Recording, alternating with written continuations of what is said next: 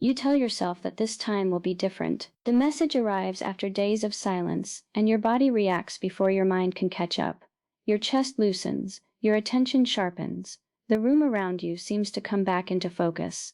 They say something ordinary, maybe even careless, but you read it as evidence that the distance was temporary. You feel relieved, then embarrassed by how relieved you feel.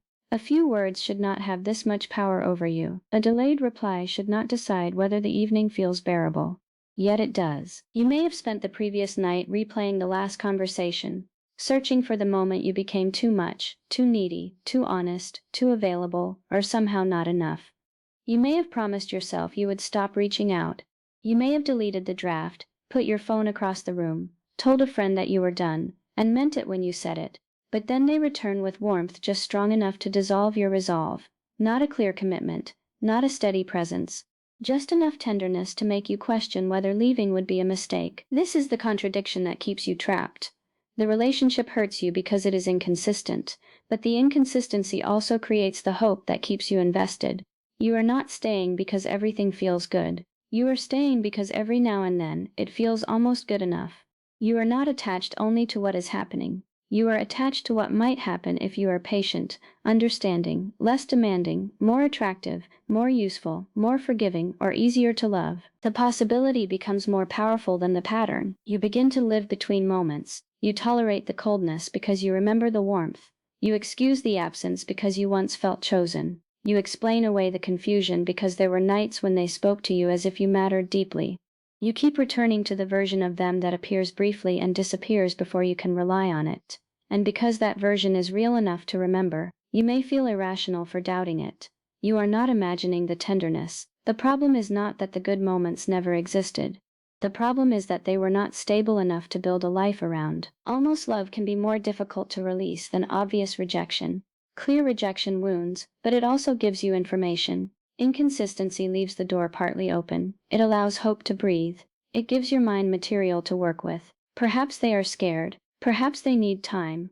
Perhaps they have been hurt. Perhaps you asked at the wrong moment. Perhaps the connection is real but the timing is wrong. Perhaps the next conversation will finally clarify everything. Hope keeps creating another explanation, and every explanation postpones the moment when you must accept what the pattern has already shown. This does not mean you are weak, foolish, or incapable of seeing reality. It means your emotional system is responding to something powerful, unpredictable connection. When closeness appears and disappears, attention becomes intense. You watch for signs, you study tone, you notice pauses. You become highly skilled at detecting small shifts because small shifts seem to carry enormous consequences. A single affectionate message can calm you. A shorter reply can send you into hours of interpretation.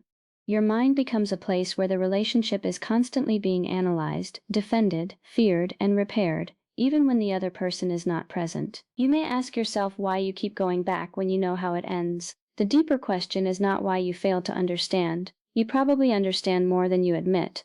The deeper question is why uncertainty feels so emotionally familiar that peace seems less convincing than longing. For some people, steady care feels natural. For others, it feels suspicious, flat, or difficult to trust.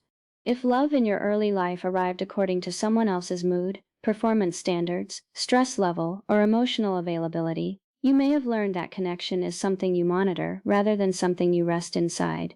You learned to notice when the atmosphere changed. You learned when to be quiet, helpful, funny, impressive, undemanding, or invisible. You learned that affection could be present in the morning and unavailable by evening. No one may have deliberately taught you this. Your body learned it through repetition. A parent may have loved you deeply but been emotionally unpredictable. They may have praised you when you succeeded and withdrawn when you struggled. They may have been warm when life was calm and unreachable when they were overwhelmed. They may have depended on you for comfort, making you feel special when you were useful and burdensome when you had needs of your own. Or perhaps there was no dramatic cruelty at all. Maybe there was simply a long absence of emotional attention. You were fed, clothed, educated, and expected to be grateful. But when you were frightened, confused, lonely, or hurt, no one consistently helped you make sense of what you felt. In that environment, hope becomes a survival skill. You learn to wait for the good version of someone to return. You become patient far beyond what is healthy because patience once protected your connection to the people you depended on. You learn not to take distance personally. while privately taking all of it personally. You become excellent at finding reasons for other people's behavior and poor at asking whether their behavior is acceptable to you. A child cannot easily conclude, the person caring for me is emotionally limited. A child is more likely to conclude, I must learn how to keep love available. That conclusion can become an invisible rule. Be useful, do not create trouble, anticipate moods, earn warmth, repair quickly. Forgive before the other person takes responsibility. Need less, give more. Stay alert, do not walk away, because distance could mean abandonment. Years later, you may enter adult relationships believing you are simply loyal, understanding, and deeply loving. Those qualities may be real, but woven through them can be an older strategy. If you give enough, wait long enough, and understand enough, perhaps the person will finally become consistent. Perhaps this time, your patience will succeed where it failed before. Perhaps you will receive the stable love you once kept preparing for. This is why the connection may feel larger than the person. You are not only relating to who they are now, you are also relating to an unfinished emotional story. Their inconsistency activates the part of you that still believes love can be secured through effort. When they pull away, you do not merely miss them, you feel the old terror of becoming emotionally irrelevant. When they return, you do not merely feel happy, you feel restored. That restoration can feel like love, but often it is relief. Relief is powerful because it ends distress. When someone disappears emotionally, your body may become restless. You struggle to focus, you check your phone, you rehearse what you will say, you try to determine whether you should be warm, distant, honest, casual, or silent. Then they return. The tension drops. The return feels euphoric, not necessarily because the relationship is nourishing, but because the uncertainty has temporarily stopped. The person who created the anxiety also becomes the person who relieves it. This is one reason common advice fails. People may tell you, just stop talking to them, as though the only thing holding you there is poor judgment. They may say, know your worth, as if worth were a fact you had never heard. They may tell you that actions speak louder than words, and you may agree completely. But insight alone does not dissolve a pattern that is tied to fear, memory, body, identity, and hope. You can know that a relationship is unhealthy and still feel unable to leave it. You can recognize inconsistency and still wait for the next moment of closeness. You can understand the pattern intellectually while emotionally bargaining with it every day. The bargaining often sounds reasonable. They are busy, they are overwhelmed, they have difficulty expressing feelings, they were hurt before, they care in their own way. They are not a bad person. All of these things may be true. Someone does not need to be cruel for the relationship to be harmful to you. A person can have understandable reasons for being inconsistent and still be incapable of offering the kind of connection you need. Compassion can explain behavior without requiring you to keep absorbing its consequences. This distinction matters because you may confuse understanding with obligation. Once you see why someone behaves as they do, you may feel responsible for staying. You may think leaving would prove that your love was shallow. You may fear that setting limits means you are abandoning someone who is struggling. But understanding another person's wounds does not make you responsible for living inside them. Their pain may deserve compassion. Your pain deserves consideration too. Inconsistent attachment does not exist only in romantic relationships. It can appear in friendship, family, work, and any connection where access to care is uncertain. You may have a friend who calls only when they are in crisis. They speak to you for hours, share their fears, rely on your steadiness, and tell you that no one understands them as you do. But when your life becomes difficult, they are vague, delayed, distracted, or absent. You tell yourself they are going through a lot. You feel guilty for expecting anything. You become proud of being the strong one, while privately feeling used. The friendship survives because it contains real closeness. You are not inventing the intimacy, but the intimacy is organized around their need. You are valued most when you are listening, helping, soothing, solving, or forgiving. Over time, usefulness begins to replace mutuality. You are known for what you provide, not for who you are when you have nothing to give. You may notice this only when you stop performing.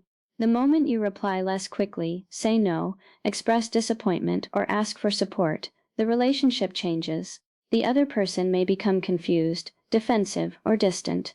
Their reaction reveals an uncomfortable truth. Some people feel close to you because your self-abandonment makes the relationship easy for them. That truth can bring anger. Not only anger at them, but anger at yourself.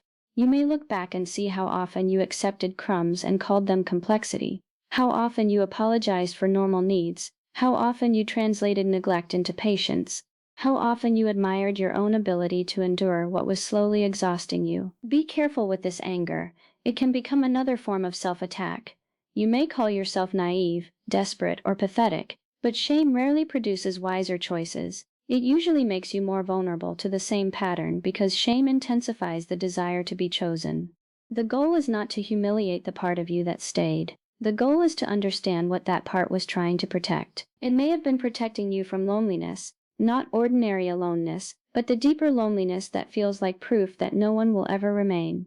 Returning to an inconsistent person may feel painful, but the pain is familiar. Leaving creates empty space, and empty space can awaken older grief. Without the waiting, analyzing, hoping, and repairing, you may suddenly feel how much of your life has been organized around being emotionally chosen. The relationship gave you something to focus on. It gave your longing a name. It gave your hope a direction. Even the confusion created structure. You knew what you were waiting for. When you begin to let go, you are not only losing a person, you are losing the future you imagined, the role you played, the emotional intensity you mistook for depth, and the belief that the next return would finally make the past worthwhile. This is why leaving can feel worse before it feels better. The nervous system does not always interpret peace as safety. Sometimes it interprets peace as absence. If you have spent years equating love with anticipation, steady quiet can feel empty. If you have learned to feel alive through emotional uncertainty, consistency can seem dull. You may meet someone who communicates clearly, keeps plans, responds with care, and does not make you earn their attention. Instead of feeling immediate attraction, you may feel strangely unmoved. There is no puzzle to solve, no distance to close, no crisis to survive. Nothing in you is being activated. You might conclude there is no chemistry. Sometimes there truly is no chemistry, but sometimes what you call chemistry is the familiar sensation of emotional instability. It is the rush of being uncertain whether you are wanted. It is the intense focus created by unpredictability. It is the desire to secure what is not freely available. Familiar pain can feel meaningful because your emotional system knows how to function inside it. Unfamiliar peace can feel empty because you have not yet learned how to live there. This does not mean you should force yourself into relationships that feel lifeless. It means you may need to become curious about what your body interprets as attraction. Does the connection feel warm, mutual, and alive? Or does it feel urgent, confusing, and consuming? Do you feel more yourself around this person, or less? Are you drawn to them, or drawn to the challenge of finally being enough for them? Are you experiencing love, or are you experiencing the determination to win consistency from someone who does not offer it naturally? These questions are not accusations. They are invitations to honesty. Honesty begins by naming the pattern without making excuses for it. Not, they are busy, but, not, they had a difficult childhood, so, not, we have something special even though. Begin with what repeatedly happens. They move close, then disappear. They speak of a future, then avoid concrete steps. They seek comfort, then resist responsibility. They apologize, then repeat the same behavior. They say you matter, but organize their life as if your needs are optional. They return when they sense you pulling away, but do not sustain the care that made you stay. A pattern is more informative than a promise. A promise tells you what someone hopes, intends, fears losing, or wants you to believe in a particular moment. A pattern tells you what they are currently capable of sustaining. You may resist this because it feels harsh. You do not want to reduce a complicated person to their worst behavior. You should not. People are more than their limitations. But a relationship is not built from the full potential of two people. It is built from what both people repeatedly bring into reality. Someone may have a tender heart, good intentions, and genuine affection for you. They may still be unable or unwilling to participate in a relationship that is steady, reciprocal, and emotionally responsible. Love is not only what someone feels in private. Love is also what their choices make possible between you. When you begin seeing the relationship through patterns rather than isolated moments, your mind may immediately search for exceptions. You remember the night they stayed on the phone until morning. You remember the weekend when they were present, attentive, and open. You remember the apology that sounded sincere, the plan they made, the tenderness in their face, the way they said they were trying. Those moments matter. They may have been honest, but a meaningful moment is not the same as a reliable foundation. This is where hope becomes difficult to examine. Hope is usually treated as something unquestionably good. It can keep people alive through terrible circumstances. It can help you imagine a future beyond pain. But hope without evidence can also become a way of abandoning the present. It can persuade you to keep investing in what repeatedly injures you because you are more attached to potential than to reality. Healthy hope is responsive to information. It adjusts when circumstances change. It allows both desire and evidence to exist. Trapping hope does the opposite. It treats every small improvement as proof of transformation and every repeated injury as an unfortunate interruption. It keeps moving the standard. If they reply, you hope they will call. If they call, you hope they will make plans. If they make plans, you hope they will follow through. If they follow through once, you hope consistency has finally begun. Each step gives you enough relief to continue, but not enough security to rest. You may become embarrassed by how little it takes to restore your faith. A kind sentence, a late-night confession, a sudden invitation, a brief period of attentiveness. You might know that the gesture is small compared with what you have endured, yet it touches the exact place in you that has been waiting. Emotional hunger changes the meaning of crumbs. When you have been starving for steadiness, a small offering can feel like a feast. The answer is not to mock your hunger. It is to stop pretending that crumbs are enough. You may have learned to minimize your needs so thoroughly that even basic reciprocity feels demanding. You rehearse simple requests before speaking. You soften them with apologies. You say, "I know you are busy," before asking for time. You say, "It is not a big deal," before describing something that hurt. You say, "Maybe I am overthinking," before naming a contradiction you can plainly see. You prepare the other person's defense before they have to offer one. This is self-abandonment in a quiet form. It does not always look like dramatic sacrifice. Often it sounds polite. It looks mature. It appears reasonable. You tell yourself you are being flexible, but flexibility has become a one-way arrangement. You are always the one adjusting to their schedule, their uncertainty, their fear, their mood, their capacity, their past, and their pace. Your needs are treated as pressure while their limitations are treated as facts. Imagine someone who has been seeing the same person for almost a year. There are periods of deep closeness. They share personal histories, sleep beside each other, talk about what a future might look like, and behave like partners when they are together. But the relationship has no clear shape. When one person asks what they are building, the other becomes overwhelmed. They say labels make them anxious. They say they care deeply but cannot promise anything. They ask for patience. Then, whenever distance grows, they return with renewed affection. The person waiting begins to organize their life around ambiguity. They avoid making plans too far ahead because the other person might become available. They do not pursue other connections because that would feel disloyal to something that has never been clearly chosen. They protect the inconsistent person from criticism because others do not understand the depth of the bond. They become increasingly anxious, but they also become increasingly committed to proving that their patience is not wasted. At some point, leaving no longer feels like ending a relationship. It feels like admitting that the imagined future may never happen. The longer they stay, the more costly that admission becomes.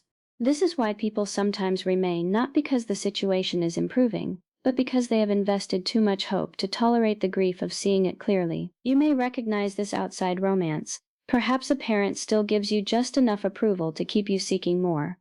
They praise you when you succeed, call when they need something, or occasionally express pride in a way that reaches the child inside you. Then they dismiss your feelings, compare you to someone else, or return to emotional distance. You keep trying to have the conversation that will finally make them understand. You explain your pain more carefully. You choose a better time. You reduce your anger. You make your story easier to hear. You are not only asking for an apology, you are asking the past to change its meaning. If they finally understand, perhaps the years of feeling unseen will make sense. Perhaps you will be able to stop questioning whether you were too sensitive. Perhaps their acknowledgement will give you permission to believe your own experience. But some people cannot give the recognition you need, not because your experience is false, but because accepting it would require them to confront themselves. Their refusal does not erase what happened. Their limitations do not determine whether your pain was legitimate. You may never receive the response that would make the story feel complete. Part of adulthood is learning to stop submitting your emotional reality to the person least able to validate it. This is not the same as giving up on every difficult relationship.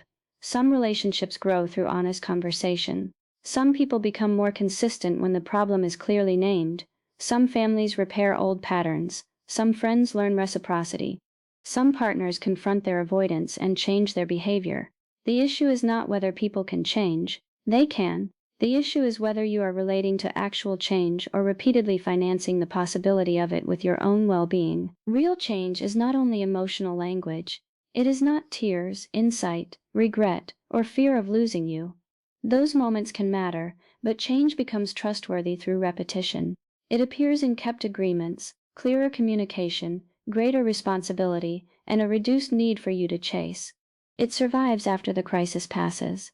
It does not require you to threaten departure before your needs become visible. You can care about someone's process without making your life dependent on its outcome. This is especially difficult if you feel responsible for other people's emotions. Maybe you learned early that conflict was dangerous. A parent became withdrawn when disappointed, explosive when challenged, or fragile when you expressed hurt. You learned to manage the atmosphere.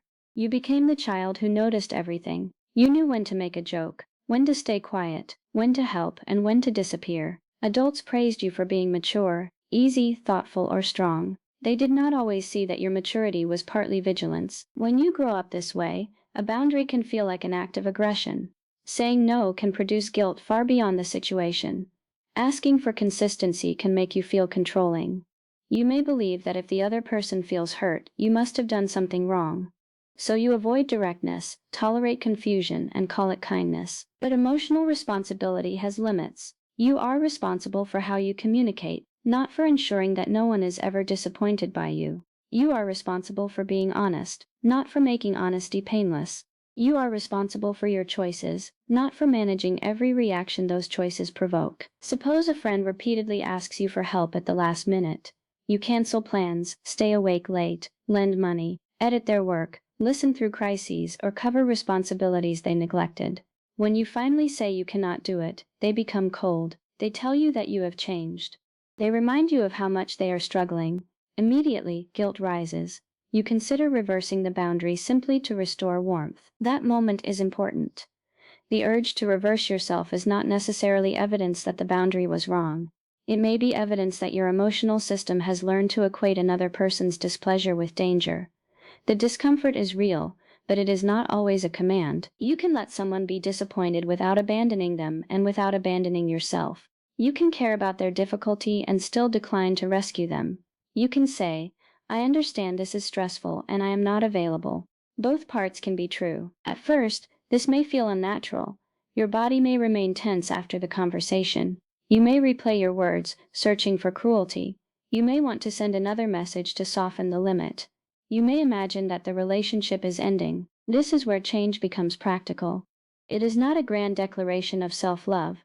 It is the ability to survive the hour after you stop overfunctioning. The hour after the boundary is often where the old pattern tries to reclaim you. You feel lonely, guilty, restless, and uncertain. Your mind offers familiar solutions. Explain more, apologize, check their reaction, prove you still care. Do one last favor, send a gentle message, make sure they are not angry. Each action promises immediate relief.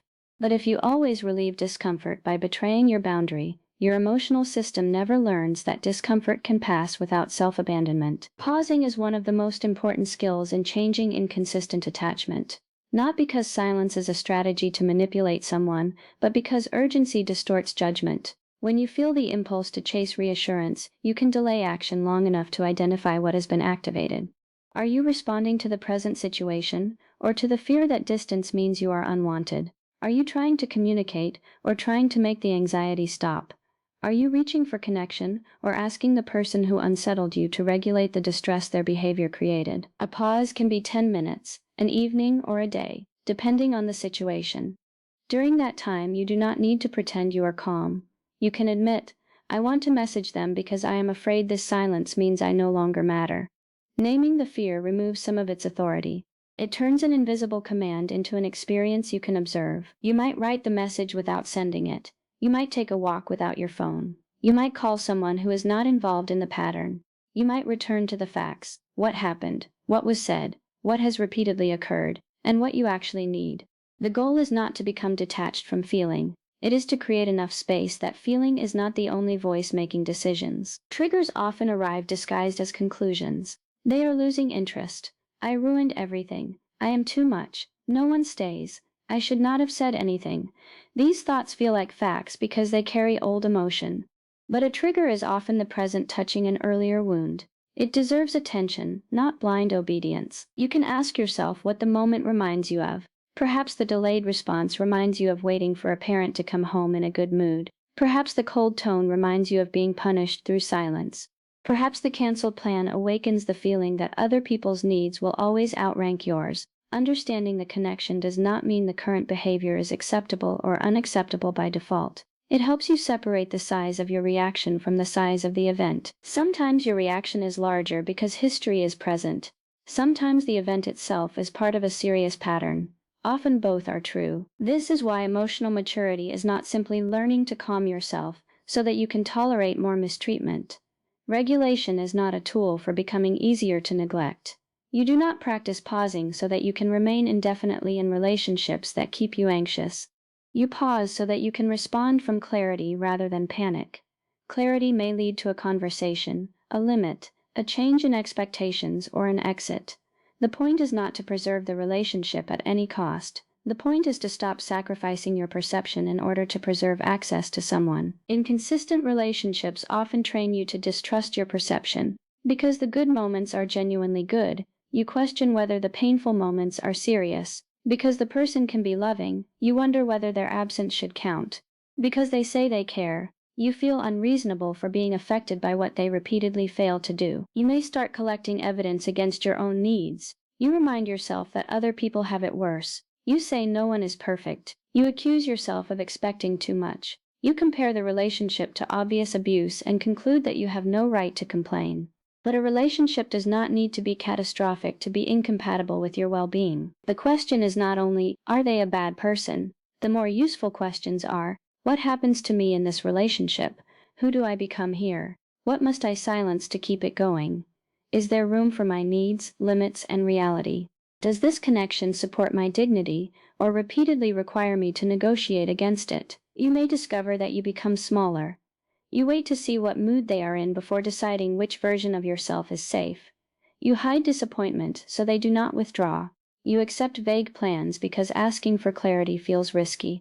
You pretend you are comfortable with casualness while privately longing for commitment. You say you do not need much, then resent them for believing you. Resentment often grows where honest limits were never expressed or never respected. It is the emotional record of repeated self-betrayal. You keep giving while telling yourself it is freely chosen, but part of you is waiting to be recognized, prioritized, or repaid. When that does not happen, you feel used. Sometimes the other person did use your generosity. Sometimes you offered more than they asked for because giving felt safer than needing. Often both realities exist together. Overgiving can be an attempt to control uncertainty. If you become indispensable, perhaps they will not leave. If you anticipate every need, perhaps they will value you. If you are endlessly patient, perhaps they will eventually feel safe enough to choose you. Generosity becomes a quiet bargain. I will ask for very little if you promise not to disappear. The problem is that bargains you never speak cannot create genuine reciprocity. The other person may accept what you offer without understanding the emotional price you are paying. You then feel invisible, while continuing to hide the very needs that would allow them to know you. Learning to receive can feel more vulnerable than learning to give. Giving places you in control. You decide what to offer, when to help, how to comfort, and how useful to become. Receiving requires you to reveal need and allow another person to respond freely. They might disappoint you. They might say no. They might see that you are not endlessly strong. So you give and give, then secretly ache for someone to notice that you are tired. You may be praised for your strength while privately exhausted. People say you are dependable. They admire how much you can handle. They come to you because you remain calm in crisis. But strength that never includes being supported becomes isolation with good public relations. A reciprocal relationship does not require equal effort in every moment. Life is uneven. One person may carry more during illness, grief, financial stress, or transition. Reciprocity is not a daily calculation. It is the broader experience that both people matter, both can need, both can repair, and both are willing to adjust. You do not have to disappear for the relationship to function. To test reciprocity, you do not need to create games. You can simply stop doing all the work. Do not manufacture distance to provoke pursuit. Do not punish. Do not withhold affection as a strategy. Just allow the relationship to reveal its natural balance. Initiate less when you are always initiating. Do not immediately rescue every silence. Ask directly for what you need. Let the other person have the opportunity to respond. What happens next is information. They may step forward. They may explain something you did not know. They may welcome the honesty and begin participating more fully.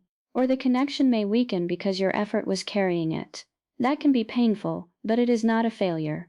A relationship that survives only through your constant pursuit is already telling you what it is. The silence after you stop chasing may feel unbearable. Your mind may insist that you should do something before it is too late. But what exactly would be too late? Too late to restore a pattern in which you must continually prove your importance. Too late to keep a connection alive by yourself. The fear of losing someone can prevent you from noticing how much of yourself has already been lost. This is where loneliness and incompatibility must be separated. Loneliness says, I want connection. Incompatibility says, this particular connection cannot meet me in the ways that matter. When the two are confused, you may return to someone not because the relationship is right, but because emptiness feels worse. You interpret the intensity of missing them as evidence that you belong together. Missing someone proves attachment, not compatibility. You can miss the person, the routine, the fantasy, the physical closeness, the emotional highs, the private language, the version of yourself you were around them, and the future you imagined. None of these feelings automatically tell you that returning is wise. Grief is not an instruction. Longing is not a verdict. Love can remain present even when participation is no longer healthy. This is a difficult form of adulthood, allowing a feeling to exist without building your life around it. You may love someone and stop waiting for them. You may understand someone and reduce access to you. You may forgive someone and decide not to reconcile. You may wish them well and refuse to continue the pattern. These choices are not contradictions. They are what becomes possible when love is no longer confused with self-erasure. At first, this can feel like becoming someone you do not recognize. You may have built your identity around being forgiving, loyal, understanding, and always there. Choosing yourself can feel like a betrayal of your best qualities. But loyalty without discernment becomes captivity. Compassion without limits becomes self-abandonment. Patience without evidence becomes delay. Your qualities do not need to disappear. They need protection. Protecting those qualities begins with noticing where you repeatedly disappear. Self-abandonment is often easier to recognize in retrospect than in the moment. After the conversation, you realize you agreed to something you did not want. After the visit, you notice how tense you were. After helping, you feel depleted and resentful. After apologizing, you realize you had not actually done anything wrong. The pattern leaves a trail. Pay attention to the trail without turning it into a trial against yourself. Notice what happens in your body before you say yes. Perhaps your stomach tightens. Perhaps you become mentally busy, searching for a way to avoid disappointing them. Perhaps you hear yourself speaking too quickly, offering more than was requested. Perhaps you feel a brief flash of anger that you immediately bury beneath politeness. That buried reaction is not always a perfect guide. Sometimes irritation comes from fatigue, fear, or misunderstanding, but it is information. It may be the part of you that knows a limit is being crossed while another part is trying to preserve approval. A useful question is not simply, do I want to help? You may genuinely want to help. Ask, what will helping cost me, and am I freely choosing that cost? There is a difference between generosity and compelled caretaking. Generosity can include sacrifice, but it does not require you to lie to yourself. Compelled caretaking is driven by the fear that love, safety, or belonging will disappear if you refuse. You may need to learn that a delayed answer is not cruelty. When someone asks something of you, you can say you need time to think. This small pause can reveal how automatic your compliance has become. In the space between request and answer, you can consider your energy, responsibilities, desire, and limits. You can choose instead of react. The same is true when someone offers inconsistent affection. You do not have to decide the future of the relationship in the moment they return. Warmth can be welcomed without allowing it to erase history.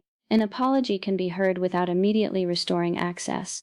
A promise can be appreciated without being treated as proof. You are allowed to let time participate in your decision. This may disappoint people who benefited from your quick forgiveness. They may say you are holding a grudge when you are actually allowing trust to rebuild slowly. They may accuse you of being distant because you are no longer rushing to make them comfortable. They may insist that they have already explained themselves, but explanation is not repair. Repair includes curiosity about impact, responsibility without defensiveness, and behavior that changes over time. You are not punishing someone by needing evidence before you feel safe again. A boundary is not a speech designed to make another person understand you perfectly. It is a description of what you will participate in.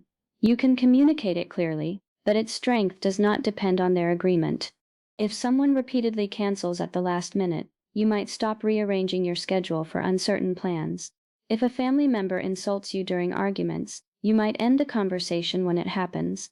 If a friend contacts you only in crisis, you might offer support within limits rather than abandoning your evening every time.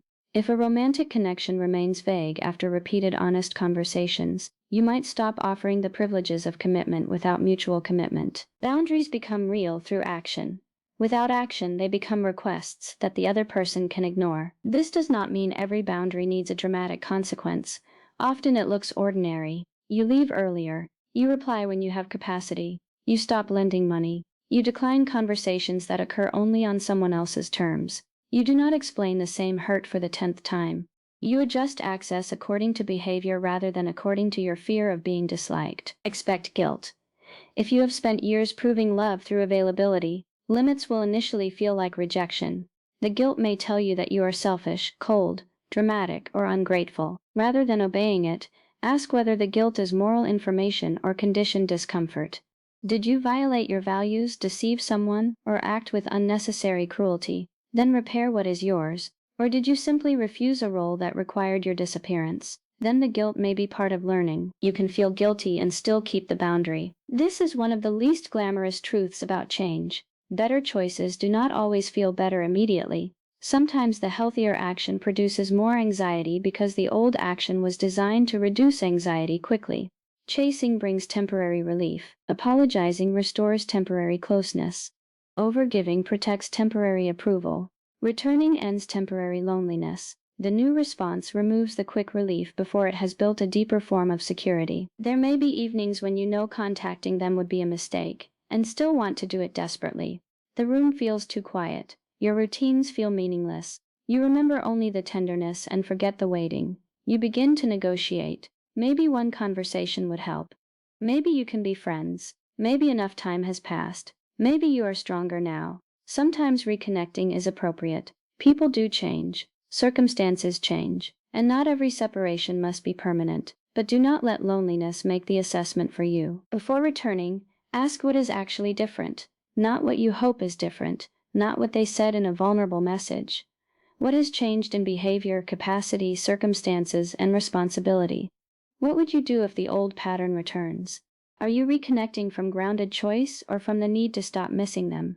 Can you tolerate the answer if they still cannot offer what you need? Loneliness narrows attention. It makes the familiar person seem like the only doorway back to connection. But loneliness is not proof that you chose wrong. It may be the emotional space left when a consuming pattern ends. You are no longer spending hours anticipating messages, decoding behavior, or recovering from disappointment. The absence of chaos can feel like the absence of life. You will need to build something in that space. This is where simplistic advice about loving yourself becomes inadequate. A meaningful private life is not created by repeating that you are enough. Human beings need connection, purpose, rhythm, pleasure, contribution, rest, and places where they can exist without performing. Choosing yourself is not choosing permanent self-sufficiency. It is building a life in which connection enriches you but does not determine whether you exist. Begin with the parts of your life that became neglected while you were waiting. Perhaps your sleep became irregular because you stayed available for late-night calls. Perhaps your friendships weakened because you canceled whenever the person wanted to see you. Perhaps you stopped reading, cooking, exercising, studying, creating, or going outside without checking your phone. Perhaps your home became a waiting room. Rebuilding identity often begins with small acts that appear unrelated to the relationship. You wake at a consistent time. You buy food that nourishes you. You return to a class. You clean the corner where you spent months scrolling through old messages. You make plans that do not remain provisional. You listen to music that does not belong to the shared past. You finish something no one else will applaud. These actions can feel empty at first. Do them anyway. Not as a performance of independence, but as evidence that your life is allowed to have structure beyond another person's availability. Meaning often returns after repetition, not before it. Developing a private life also means discovering what you enjoy when enjoyment is not being witnessed. Some people have spent so long orienting toward approval that they do not know what they like without an audience.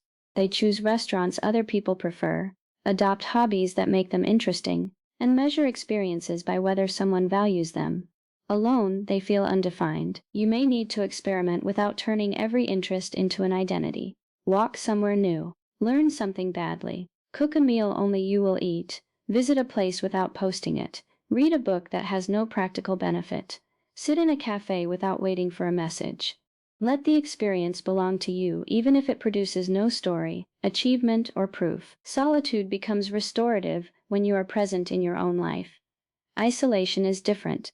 Isolation closes the world because connection feels dangerous or humiliating. Solitude creates room to hear yourself while remaining capable of relationship. You do not protect your peace by deciding that no one is trustworthy. You protect it by becoming more selective about what you normalize. This selectivity may expose how unfamiliar receiving is. When a consistent person offers help, you might decline automatically. When they ask how you are, you may give a polished answer. When they remember something important, you may feel suspicious or indebted. You may be comfortable pursuing unavailable people because their distance protects you from being fully known. Longing feels intimate, but it can also prevent intimacy. To receive, you must allow another person to encounter your limits, uncertainty, and ordinary needs. You must risk being cared for without earning it through exceptional usefulness. This may feel strangely vulnerable. You may want to repay every kindness immediately so that you owe nothing. You may minimize your difficulty because you fear becoming a burden. You may test the person indirectly rather than asking for support clearly. Try something simpler. Accept the offered meal. Say that you are having a difficult week. Ask for a small favor. Let someone adjust for you. Notice the discomfort without assuming it means danger. Healthy connection is not built only through giving love. It is built through allowing love to reach you. Consistent people may not create the same emotional rush. They may not make dramatic returns because they do not repeatedly disappear. They may not deliver intense apologies because they address problems earlier. They may seem less mysterious because they communicate. Their steadiness may feel almost invisible at first. Learn to notice what does not hurt. Notice the person who follows through. The friend who asks a second question instead of waiting to speak. The family member who respects a no without punishment. The partner who does not make vulnerability a bargaining tool. The colleague who values your contribution without exploiting your availability. Consistency is often quieter than chemistry built on uncertainty. It reveals itself in ordinary repetitions. This does not mean consistent people never disappoint you. They forget, misunderstand, become stressed, and sometimes withdraw. The difference is not perfection. It is whether the relationship can hold reality. Can you name hurt without fearing total abandonment? Can the other person listen without making your pain an attack on their character? Can both of you repair? Can expectations be discussed openly? Can a difficult week remain a difficult week rather than becoming the entire structure of the bond? You also have a role in creating consistency. It is easy to focus only on the people who failed you, but healing this pattern requires examining how you participate. Do you hide your needs, then resent others for not knowing them? Do you pursue people who are unavailable while feeling bored by those who are present? Do you agree to arrangements that hurt you because you hope they will change without a conversation? Do you withdraw when someone gets close because being seen feels more dangerous than longing from a distance? Responsibility is not blame. Blame asks who deserves punishment. Responsibility asks what is within your influence now. You cannot make an inconsistent person steady. You can stop interpreting potential as commitment. You cannot force a parent to acknowledge the past. You can stop using their denial as a measure of your reality. You cannot guarantee that a boundary will preserve a relationship.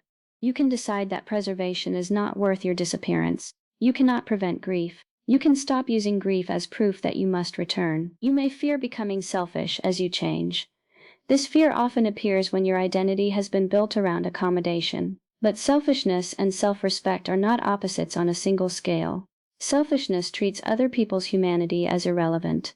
Self-respect includes your humanity in the equation. You can consider another person's needs without automatically ranking them above your own. You may say no and still care. You may leave kindly. You may communicate clearly without presenting a legal case for your pain. You may reduce contact without spreading contempt. You may end a relationship without turning the other person into a villain. You may also feel anger, and anger does not make you cruel. Anger can be the recognition that something mattered and was violated. Let anger clarify rather than control you. It can help you see where you were repeatedly dismissed. It can provide energy for a boundary. But if anger becomes your only protection, you may remain emotionally tied through resentment. The goal is not to prove that you were right and they were wrong forever. The goal is to reclaim the attention the pattern has consumed. Grief will do different work. Anger says, "This should not have happened." Grief says, "It did, and I cannot recover the life I spent waiting." Both may be necessary. You may grieve the person as they were. You may grieve who they could sometimes be. You may grieve who you became around them. You may grieve the years spent interpreting uncertainty as devotion. You may grieve the younger self who believed love had to be earned. Grief does not mean you are moving backward. It is how the mind and body acknowledge that a hoped-for future is no longer being organized as reality. Do not rush to replace the relationship merely to escape this grief. A new person cannot safely carry the task of proving that you are still lovable. When you enter another connection from panic, you may overlook incompatibility or recreate urgency. Give yourself enough time to recognize what you are actually missing. Sometimes you miss being wanted, not the person. Sometimes you miss the role of rescuer. Sometimes you miss the intensity. Sometimes you miss having someone to think about. Sometimes you miss the brief version of yourself that appeared when they chose you. These distinctions matter because each loss requires a different response. If you miss being wanted, build contact with people who value you consistently and practice valuing yourself through action. If you miss intensity, create aliveness through challenge, creativity, movement, learning, and meaningful risk rather than emotional instability. If you miss being useful, contribute in places where giving is chosen and bounded. If you miss the person, allow that truth without converting it into a plan. There may be no dramatic moment when the attachment disappears. Change may look like checking your phone 10 times instead of 50. It may look like waiting an hour before responding. It may look like telling one trusted person the truth instead of protecting the inconsistent one's image. It may look like keeping a plan after they suddenly become available. It may look like noticing a familiar excuse and not arguing with yourself about it. Gradual change can feel unimpressive because you are accustomed to emotional extremes, but stability is built through ordinary acts repeated when no one is watching. One day, the message that once would have rearranged your entire week may arrive, and you will notice the old surge. Hope will rise, your mind will begin constructing possibilities, but another voice will be present too, quieter and more grounded. It will remember the pattern. It will ask what has changed. It will consider your peace before your longing. It will not insult the part of you that still cares. It will simply refuse to hand that care complete authority. That voice is not coldness. It is self-trust returning. Self-trust does not mean you will never doubt yourself again. It means doubt no longer automatically sends you back to the person who benefited from your uncertainty. You begin to consult your experience before seeking their explanation.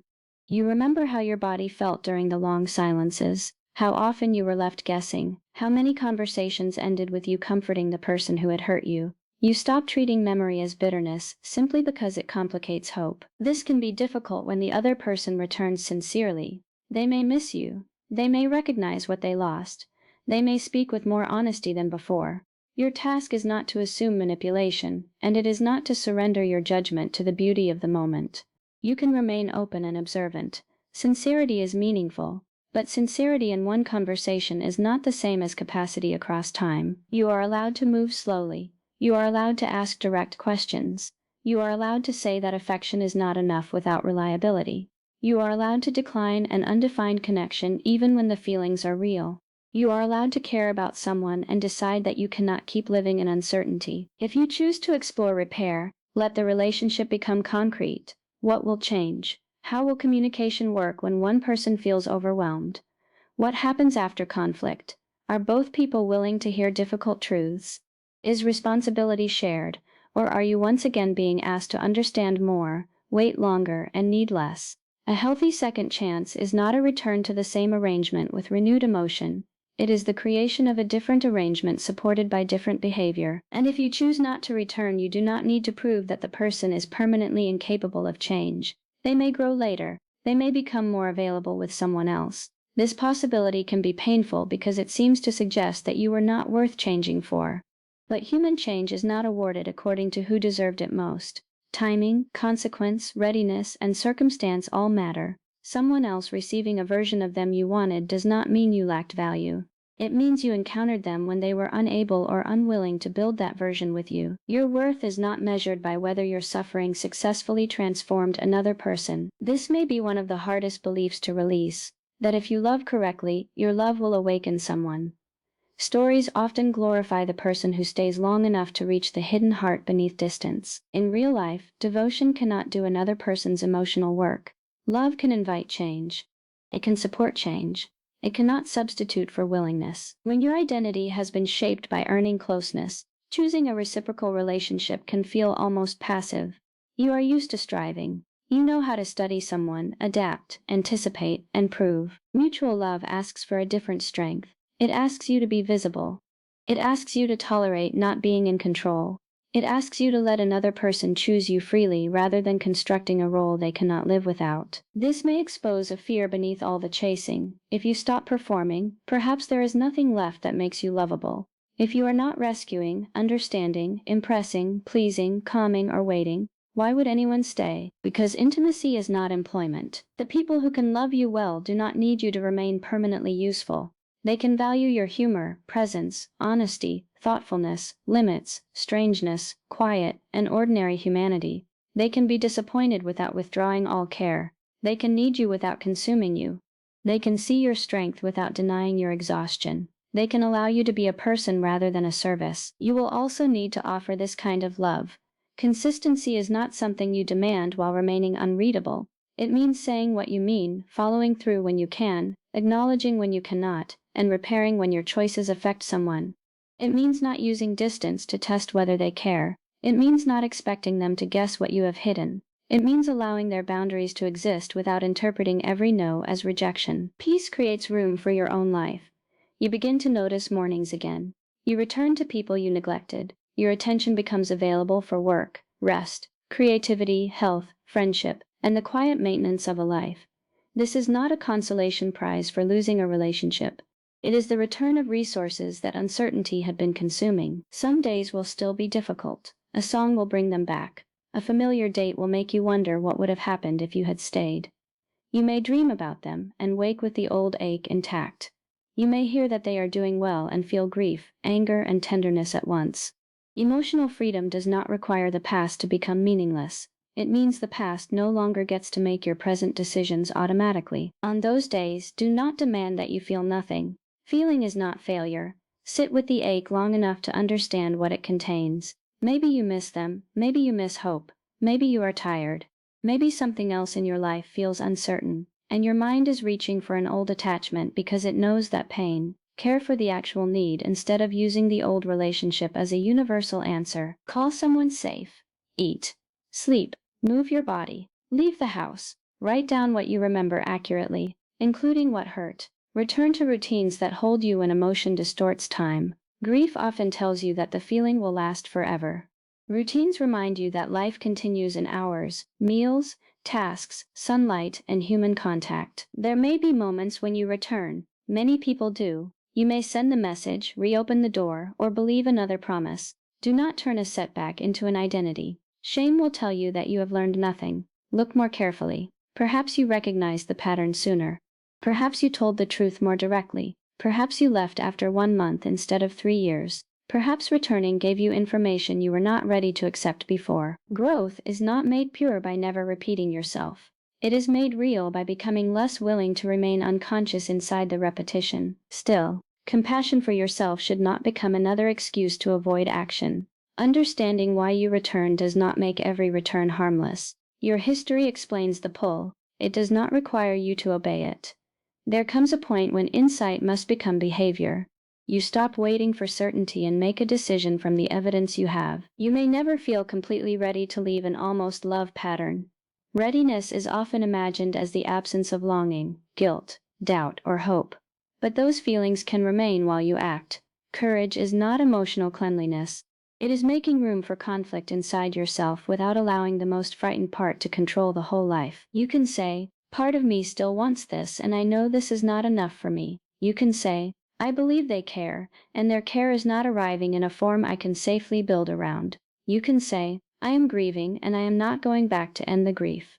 These are mature truths because they do not require one feeling to cancel another. Choosing yourself in practical life may look less dramatic than you expected. You stop checking whether they viewed something. You stop arranging accidental encounters. You remove small pathways that keep reopening the wound. You do not ask mutual friends for updates. You no longer save emotional space for a person who has made no clear commitment to occupy it. You make plans and keep them. You protect sleep. You answer requests after considering yourself. You allow conversations to end without forcing immediate resolution. You stop offering access simply because someone misses you. You stop confusing their loneliness with readiness. You watch what people do after they know what you need. You become more honest in friendship. You tell the dependable person that you are struggling instead of sending another message to the unavailable one. You notice who celebrates you without competition and who appears only when you are useful. You invest in the relationships that may feel less intoxicating but leave you more whole. You become more honest with family. You stop expecting one perfect conversation to rewrite childhood. You mourn what was absent. You accept what certain relatives can and cannot offer. You create limits that reflect current reality rather than the family role you were assigned.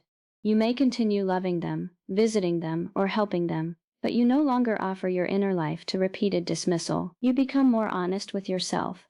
When you are lonely, you call it loneliness instead of destiny. When you are triggered, you call it a trigger instead of proof. When someone is inconsistent, you do not automatically search for the version of yourself that could make them stable. You ask whether they are capable of meeting you. This is not a life without vulnerability. Protecting your peace does not mean building a fortress around it. A fortress keeps danger out, but it also keeps love at a distance. The goal is not to become impossible to hurt. It is to become less willing to hurt yourself in order to avoid being left. You will still risk. You will trust people who may disappoint you. You will care without guarantees. You may love someone who cannot stay. Emotional freedom is not control over every outcome. It is the knowledge that disappointment will not require you to disappear from your own life. That knowledge changes the way you enter relationships. You no longer ask only, will they choose me? You ask, can I remain myself while choosing them? You no longer evaluate connection only by intensity. You notice steadiness, respect, curiosity, repair, and room to breathe. You do not treat uncertainty as romance. You do not treat anxiety as evidence of depth. You do not treat sacrifice as the only language love can speak. You begin to understand that peace is not the absence of passion. It is the absence of constant emotional emergency. A peaceful relationship can be playful, sensual, deep, challenging, and alive. What it does not require is the repeated destruction of safety to create the relief of reunion. The person who gives you just enough hope to stay may not understand the role they have played in your life. They may not know how many nights you spent waiting, how often you defended them, how carefully you edited your needs, or how strongly each return restored the fantasy. They may have been confused themselves. They may have cared and still caused harm. You do not need a final verdict on their character to make a decision about your future. Your responsibility is not to decide whether they are worthy of love. Your responsibility is to decide what kind of relationship you are willing to live inside. The return to yourself is gradual. You recover preferences you buried. You hear your own no sooner. You recognize the tightening in your body before you agree. You become less impressed by intensity without responsibility. You become more capable of receiving ordinary care. You stop needing every relationship to confirm that you are worth keeping. There will be grief in this return because parts of you were built around waiting. The hopeful part may feel as though you are betraying it. Do not destroy that part. Hope is not your enemy. It simply needs a different home. Let hope move away from the fantasy that one inconsistent person will become the answer to an old wound. Place it in your capacity to build relationships where you do not have to audition for care. Place it in your ability to tolerate a quiet evening without turning it into evidence that you are unwanted. Place it in the possibility that a peaceful life may feel unfamiliar before it feels fulfilling. Place it in the fact that you can learn, slowly, to recognize love by its presence, rather than by the pain of its absence. You do not need to become indifferent to become free. You do not need to erase the memories, deny the tenderness, or pretend you never wanted them. Freedom can sound much simpler. This mattered to me, and it is not where I will continue to live. The old pattern may call you back through longing. It may speak in the voice of patience, compassion, loyalty, chemistry, or unfinished business. Listen carefully. Ask whether the voice is inviting you toward mutual love or back into familiar uncertainty. Ask whether hope is opening your life or keeping it suspended. Then return to the evidence. Return to your body. Return to the life in front of you. Return to the people who do not make care a rare event. Return to the promises you have begun keeping to yourself. One day, being chosen will no longer feel like the highest form of safety.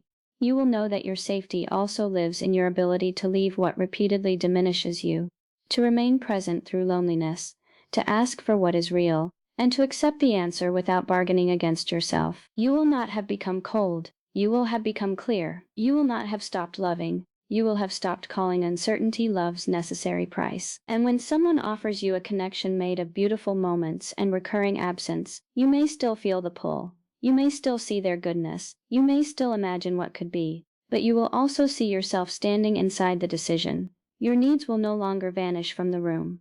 Your peace will no longer be treated as negotiable. Your life will no longer wait outside the door while hope asks for one more chance. You will understand that almost love can be real and still not be enough. You will understand that grief is survivable, that loneliness is not the same as incompatibility, and that leaving a painful pattern is not proof that you failed to love. Sometimes it is proof that you finally included yourself in the love you were giving. The door may remain open in your memory. You do not have to keep walking through it. You can carry what was tender without carrying the uncertainty. You can honor what you felt without organizing your future around what never became dependable. You can let the story be unfinished in their mind and complete in yours. Then, quietly, without an audience and without the dramatic certainty you once waited for, you begin again. Not as someone who needs nothing, but as someone who no longer confuses need with permission to be neglected. Not as someone protected from all loss, but as someone who will not lose themselves to keep another person near. Not as someone beyond hope, but as someone whose hope now includes reality. You build a life that does not rise and fall with one person's attention. You choose relationships where care can be felt on ordinary days. You allow people to show you who they are over time. You listen when consistency is absent. You listen when peace is present. You stop chasing the brief return of warmth and begin creating a home within your own life, where warmth does not have to disappear before you recognize its value. And there, in that steadier place, you learn the difference between waiting to be chosen and choosing what can truly hold you.